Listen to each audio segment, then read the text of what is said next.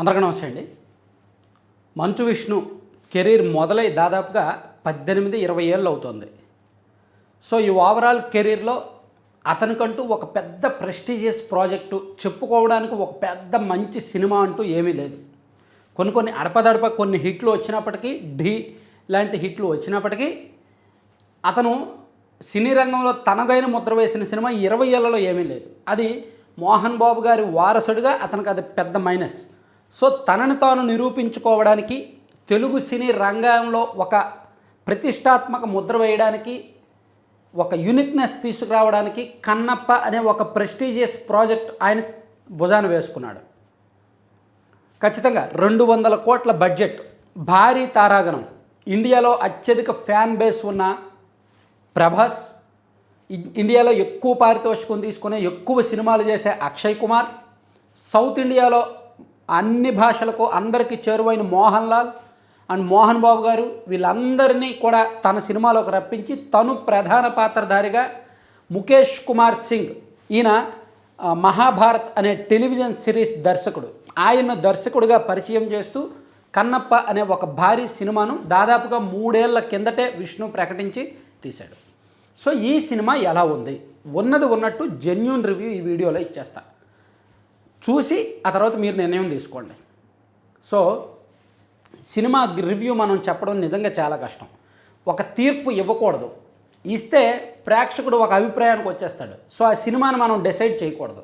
So మంచి చెడు అన్నీ చెప్పేస్తా, అంతిమంగా ప్రేక్షకుడిదే నిర్ణయం. సో ఓవరాల్గా కథ చాలా సింపుల్ అండి. ఒక గూడెం, అడవిలో వీళ్ళందరూ కూడా ఒక గూడెం వాసులు. సో ఈ గూడెనికి ఒక పెద్ద కష్టం వస్తుంది, ఒక ఆపద వస్తుంది. ఎవరో ఒక వేరే, చూడండి బాహుబలి సినిమాలో కాలకేయుడు ఎలా ఉంటాడో వీళ్ళకి కూడా ఒక శత్రువు తయారవుతాడు. ఆ శత్రువుని ఎదిరించడానికి ఈ 5 గూడెల వాసులు ఏకమవుతారు. వాళ్ళని ఆ శత్రువు నుంచి రక్షించేది హీరో క్యారెక్టరు, అతనే మంచు విష్ణు క్యారెక్టర్ అనుకోవచ్చు, తిన్నడు. సో అతను ఏ విధంగా భక్తుడిగా మారాడు, ఆయన భక్తి ఏ విధంగా నిరూపించుకున్నాడు, అతనిలో భక్తి తీసుకురావడానికి ఎటువంటి క్యారెక్టర్లు ఎంటర్ అయ్యాయి అనేది సినిమా మొత్తం అన్నమాట. సో స్టోరీగా చెప్పుకోవడానికి అంటూ ఏమీ లేదు, కాకపోతే అందరూ ఊహించిందే అందరూ చెప్పుకోగలిగిందే. So cinema screenplay and direction ముందు నేను చెప్పేస్తా.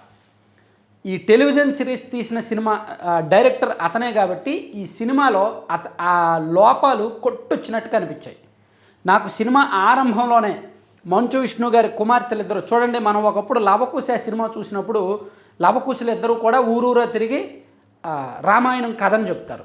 సో ఇక్కడ శ్రీకాళహస్తి కథను చెప్పడానికి మంచు విష్ణు గారి కుమార్తెలు ఇద్దరి చేత ఓపెనింగ్ ఒక పాట పెట్టారు. బాగుంది పాట, లిరిక్స్ బాగున్నాయి, అర్థవంతంగా ఉంది, కానీ పిక్చరైజేషన్ బాలా. వాళ్ళిద్దరి మధ్య సింక్ కుదరలా. అరే ఇంత మంచి లిరిక్స్, ఇంత మంచి కథని ఏంటి ఇలా తీశారో అనుకున్నా. సరే అది అయిపోయింది. ఆ తర్వాత మంచు విష్ణు చిన్నప్పుడు అనమాట, పిల్లలు తెలుగు సినిమా సహజత్వానికి తగ్గట్టు డబ్బింగ్ ఉండాలిగా, అంత సిల్లీగా ఎలా తీస్తారు? న్యాచురాలిటీ మిస్ అయింది ఆ క్యారెక్టరైజేషన్లో, ఆ డబ్బింగ్లో, ఆ రికార్డింగ్లో, ఆ భాషలో, ఆ డైలాగుల్లో సహజత్వం మిస్ అయింది. మీరు హిందీలో తీయాలనుకుంటే కంప్లీట్ హిందీ తీసేయండి, తెలుగులో తీయాలనుకుంటే కంప్లీట్ తెలుగు, కంప్లీట్ సహజత్వం ఉండాలి. డబ్బింగ్లో హిందీలో ఎవరి చేత అని చెప్పించుకోవచ్చు, అక్కడ సహజత్వం లోపించింది. అక్కడ మైండ్లో అరే ఏంటి సినిమా, ఇంత ప్రెస్టీజియస్ ప్రాజెక్టు, ఇంత బడ్జెట్ పెట్టాడు, ఇలా తీస్తున్నాడు ఏంటా అనిపించింది. అలా అలా అలా సినిమా రొటీన్గా వెళ్తోంది. కొన్ని సీన్లు బాగా సాగదీస్తున్నాడు. అక్కడక్కడ సీరియల్ చూస్తున్నానా, షార్ట్ ఫిల్మ్ చూస్తున్నానా అనే అంటే నాకు ఒక షార్ట్ ఫిల్మ్ చూస్తున్న అభిప్రాయం కలిగింది, సీరియల్ చూస్తున్న అభిప్రాయం మధ్య మధ్యలో కలిగింది. కానీ ఇంటర్వెల్ ముందు తిన్నడి క్యారెక్టర్ వెనుక అతను పూర్వజన్మలో ఏమిటి, ఈ మోహన్ లాల్ క్యారెక్టర్ ఎంటర్ అయిన తర్వాత ఇంటర్వ్యూలకు ముందు ఒక 10 నిమిషాలు కుర్చీలో కూర్చోబెట్టింది. అమ్మయ్య సెకండ్ హాఫ్లో ఏదో పెద్ద సబ్జెక్ట్ ఉంటుంది అనిపించేలా చేసింది. సో సెకండ్ హాఫ్ వచ్చిన తర్వాత సెకండ్ హాఫ్లో కూడా ఒక అరగంట 30 గంట సహన పరీక్ష, అంటే యుద్ధం సీన్లు. ఆ యుద్ధం కూడా ఎంత గమ్మత్తుగా ఉందంటే, అరే యుద్ధం అంతసేపు ఒక 10 నిమిషాలు యుద్ధం పెట్టి చివరిలో అసలైన వాడిని ఒక్క 2 నిమిషాల్లో చంపేస్తాడండి. ఎలా చంపేస్తాడు? వెంటనే వాడి మీదకి ఎక్కేస్తాడు, వాళ్ళు తల నరికేస్తాడు, అయిపోద్ది. అంటే నేను ఇక్కడ లాజిక్స్ వెతకట్లా. కథలో లేనమైతే ప్రేక్షకుడు ఎప్పుడు లాజిక్స్ వెతకడం. సో ఇక్కడ నేను లాజిక్ ఎతకట్లా, యుద్ధానికి సరైన ముగింపు ఇవ్వలా. అంత పెద్ద యుద్ధం సినిమాలో దాదాపుగా 70% నడిచేది యుద్ధం గురించి, దాని మీద సరైన ముగింపు ఇవ్వాల. అక్కడ అతని అనుభవాలేమి, అతను సీరియళ్ళు షార్ట్ ఫిల్మ్స్ తీసే డైరెక్టర్ అనిపించుకున్నాడు అనమాట. మేబీ నేను ఇక్కడ డైరెక్టర్ని విమర్శించట్లేదు, అనుభవాలేమి అనిపించింది. తర్వాత అంటే మోహన్ బాబు గారు లాంటి సీనియర్లు ఉన్నప్పుడు మంచు విష్ణు ఇంత బడ్జెట్ పెడుతున్నప్పుడు కాస్త చూసుకోవాల్సిందే. ఆ తర్వాత సరే ఇక భక్తి మొదలైంది, హీరోలో భక్తి మొదలైంది. చివరి 40 నిమిషాలు ఒక రకంగా సినిమా చచ్చిపోతుందేమో, సినిమాని ఎవరైనా నీళ్లు పోసి లేపాలి, కొన ఊపిరిలో ఉంది అనుకున్న దశలో ప్రభాస్ వచ్చి ప్రాణం పోశాడండి. ప్రభాస్ క్యారెక్టర్ ఎంటర్ అయిన తర్వాత సినిమాకి ప్రాణం లేచి వచ్చింది. ఆ తర్వాత చివరిలో మోహన్ బాబు క్యారెక్టర్ మలుపు తిప్పింది. మోహన్ బాబు చివరిలో చెప్పిన డైలాగులు కావచ్చు. సో ఓవరాల్గా ప్రభాస్కి మోహన్ బాబు క్యారెక్టర్కి మధ్య జరిగిన సంభాషణలు, సీన్లు, ప్రభాస్కి అండ్ విష్ణు క్యారెక్టర్కి మధ్య జరిగిన సంభాషణలు, అంటే Prabhas character means Rudra, Vishnu character means తినడు, ఈ రెండు క్యారెక్టర్లకి మధ్య జరిగిన సంభాషణలు, సీన్లు సినిమాను మలుపు తిప్పాయి. అక్కడితో తెర ముందు సరే ఖచ్చితంగా కూర్చోవాలి, చివరి వరకు చూడాలి అనిపించేలా చేశాయి. అలా చివరికి వచ్చేసరికి బ్యాక్గ్రౌండ్ మ్యూజిక్ కూడా ఫస్ట్ అంతా నాకు నచ్చలేదు, కానీ సెకండ్ హాఫ్ బ్యాక్గ్రౌండ్ మ్యూజిక్ బాగుంది. ప్రభాస్ సీన్లు బ్యాక్గ్రౌండ్ మ్యూజిక్ బాగా ఉంది, యుద్ధంలో కూడా బ్యాక్గ్రౌండ్ మ్యూజిక్ బాగానే ఉంది. క్లైమాక్స్లో ముఖ్యంగా క్లైమాక్స్ పాట, అంటే అతను భక్తి శివయ్య అనే పాట పిక్చరైజేషన్ ఓకే బాగానే ఉంది, కానీ క్లైమాక్స్ లాస్ట్ పాట అంటే ఒక దండకంలాగా, ఒక గూజ్ బంప్స్ వచ్చేలాగా దాన్ని తెరకెక్కించారు. మోహన్ బాబు పాడతాడు ఆ పాట, మోహన్ బాబు ఆ పాట ద్వారా బతికించాడని చెప్పుకోవచ్చు మళ్ళీ. సో ఓవరాల్గా సినిమా గురించి నేను చెప్పొచ్చేది ఏంటంటే, సినిమా సహన పరీక్ష ఒక రకంగా, విష్ణుకేమో భక్తికి పరీక్ష. ఓవరాల్గా విష్ణు భక్తి నెగ్గింది, ప్రేక్షకుడి సహనం కూడా నెగ్గిందనమాట. అంటే ఓవరాల్గా నేను చెప్పేది సినిమా బాగానే ఉంది చూడొచ్చు, కానీ చాలా సహనంగా చాలా ఓపికగా చూడాలి. విష్ణు ఎలాగైతే తన భక్తిని నిరూపించుకోవడానికి అంత ఓపికగా చివరి వరకు ఉండి తన 2 కళ్ళు స్వామివారికి ఇచ్చేస్తాడో, ఇక్కడ భక్తుడు కూడా 200 రూపాయలు పెట్టి టికెట్ తీసుకొని లోపలికి వెళ్తున్నప్పుడు దాదాపుగా 80% సహన పరీక్ష ఉంటే చివరి 20% నచ్చుతుంది. ఆ ఫీలింగ్తో, ఆ భక్తి పారవశ్యంతో ప్రేక్షకుడు బయటకు వస్తాడు. అక్కడక్కడ కంప్యూటర్ గ్రాఫిక్స్ మరీ చిన్నపిల్లల గ్రాఫిక్స్ అనిపించాయి, కొంచెం శ్రద్ధ తీసుకోవాల్సింది. సో ఓవరాల్గా ఇక్కడ అంటే కథ పెద్దగా లేదు, స్క్రీన్ ప్లే బాగాలేదు, డైరెక్షన్ బాగాలేదండి.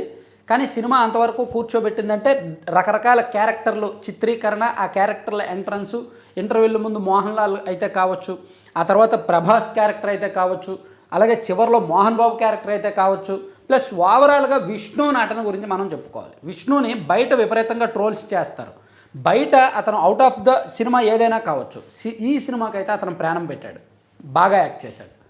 నిజంగా విష్ణు ఎటువంటి ట్రోల్స్, అతని నటన విషయంలో పెద్దగా ట్రోల్స్ చేయాల్సిన పని లేదు. ఏమైనా ట్రోల్స్ చేస్తే సీన్ల మీద ట్రోల్ చేయాలి, కొన్ని సన్నివేశాల విషయంలో ట్రోల్ చేయాలి, కొన్ని డైలాగుల విషయంలో ట్రోల్ చేయాలి తప్ప విష్ణు క్యారెక్టరైజేషన్కి అతను పూర్తిగా న్యాయం చేశాడు, పూర్తిగా బాగా యాక్ట్ చేశాడు. ఒక రకంగా సినిమాని చివరి వరకు బతికించాడనే చెప్పుకోవచ్చు.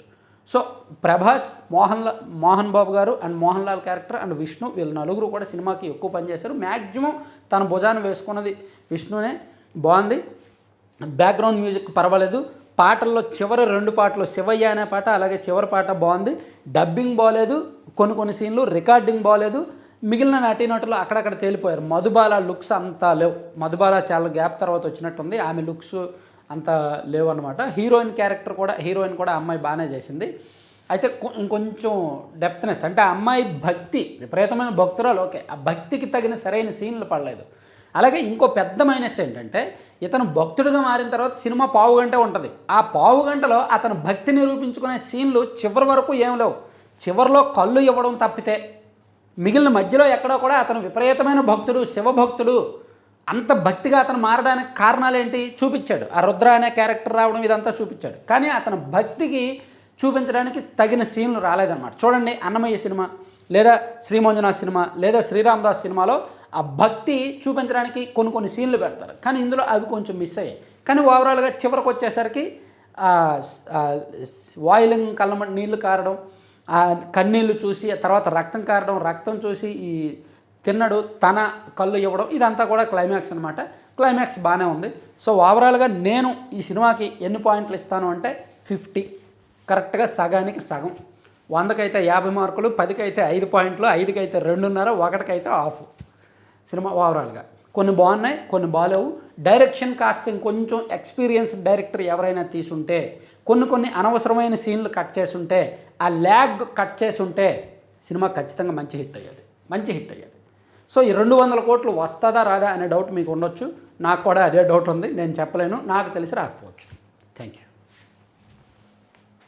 ఇప్పుడు కంటెంట్కి సంబంధం లేకుండా ఓవరాల్గా మీరు పక్కన ఒక అడ్వర్టైజ్మెంట్ చూస్తున్నారు కదా, ఆ లడ్డూ పల్లెం అని ఒక అడ్వర్టైజ్మెంట్ చూస్తున్నారు కదా. ఇదేంటంటే ప్యూర్లీ రాగి, సజ్జ, జొన్న, కొర్ర లాంటి మిల్లెట్స్తో సహా పొద్దుతిరుగుడు విత్తనాలు, గుమ్మడి విత్తనాలు, అలా రకరకాల మల్టీ సీడ్స్తో, అలాగే డ్రై ఫ్రూట్స్, కాజు, బాదం, పిస్తా లాంటి డ్రై ఫ్రూట్స్తో, అలాగే షుగర్ ఫ్రీ, ఇలా రకరకాల దాదాపు ఒక 21 రకాల లడ్డూలు తయారు చేస్తారనమాట.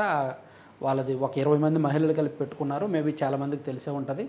దాంతోపాటు స్నాక్స్ కూడా ఉన్నాయి, హాట్ స్నాక్స్ కూడా ఉన్నాయి, మిల్లెట్స్తో చేసిన హాట్ స్నాక్స్. సో వీలైతే చూడండి, బుక్ చేయండి. ఒకసారి నచ్చితే కనుక మళ్ళీ రిపీట్ ఆర్డర్స్ laddupallem.com అనే వెబ్సైట్లో చూడండి. అలాగే 9997839994 అనే వాట్సాప్ నెంబర్ కూడా మీరు సంప్రదించి ఆర్డర్ చేయొచ్చు. అలాగే వీళ్ళు ఫ్రాంచైజీలు కూడా ఇస్తున్నారు. ఆల్రెడీ కొన్ని చోట్ల హైదరాబాదు, నరసరావుపేట, అనంతపురం ఆ ప్రాంతాల్లో ఫ్రాంచైజీలు కన్ఫర్మ్ అయ్యాయి. సో ఇంకా ఎక్కడైనా ఫ్రాంచైజీలు రిటైల్ అవుట్లెట్లు మీరు కూడా స్టార్ట్ చేయాలనుకుంటే, ఒక చిన్నపాటి బిజినెస్గా పెట్టాలనుకుంటే ఆ నెంబర్కి సంప్రదించండి. అవకాశాలు ఉన్నాయి. Thank you.